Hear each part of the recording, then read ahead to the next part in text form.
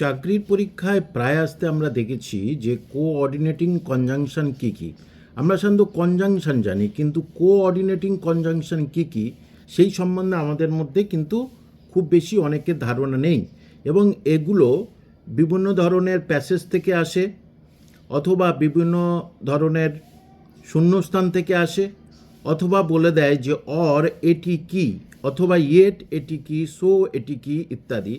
এই coordinating conjunction বলতে কি কি খুব সহজে মনে রাখবেন এটাই: বালকদের ফ্যান, বয়েজ ফ্যান। এই যে ফ্যান দেখতে পাচ্ছেন, বালকদের ফ্যান, বয়েজ ফ্যান। বি থেকে বাট, ও থেকে অর, ওয়াই থেকে ইয়েট, এস থেকে সো, এফ থেকে ফর, এ থেকে অ্যান্ড, এন থেকে নর। খুব সহজেই কিন্তু আপনারা এটা মনে রাখতে পারবেন সারা জীবন।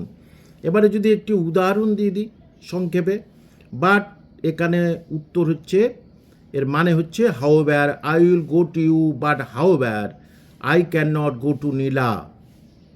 অর মানে either does she has a car or not. তারপরে আসছে ইয়েট, এই যে ইয়েট, ওয়াই থেকে ইয়েট, বাট ইয়েট শব্দের অর্থ এখানে but. I want to make my son a doctor but he leaves school. তারপরে আসছে সো, এখানে অর্থ হচ্ছে therefore. Nila is nice to look so everybody looks at her.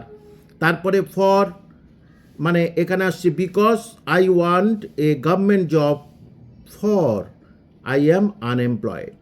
এখানে বিকজ, ফরের অর্থ because. And in addition to, যোগ, and in addition to I have a silver pen and their golden pencil and their golden pencil also বলতে পারি।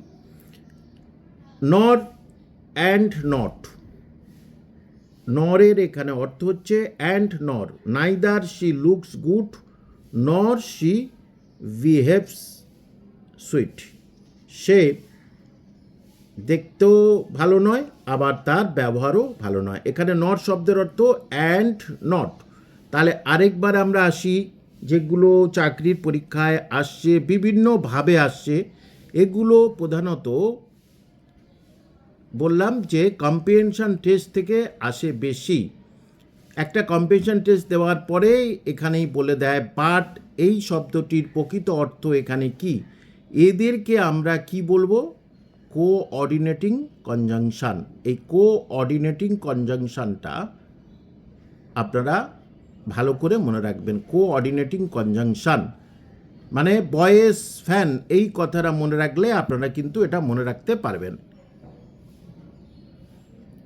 এটা আমাদের একটি class থেকে, শ্রেণীকক্ষের একটি ক্লাস থেকে নেওয়া হয়েছে, এবং কামাল হোসেন মাস্টারমশাইয়ের ইংরেজির যে মাঝে মাঝে শর্টকাট ক্লাস হয় সেখান থেকেই এটা উল্লেখ করা হয়েছে।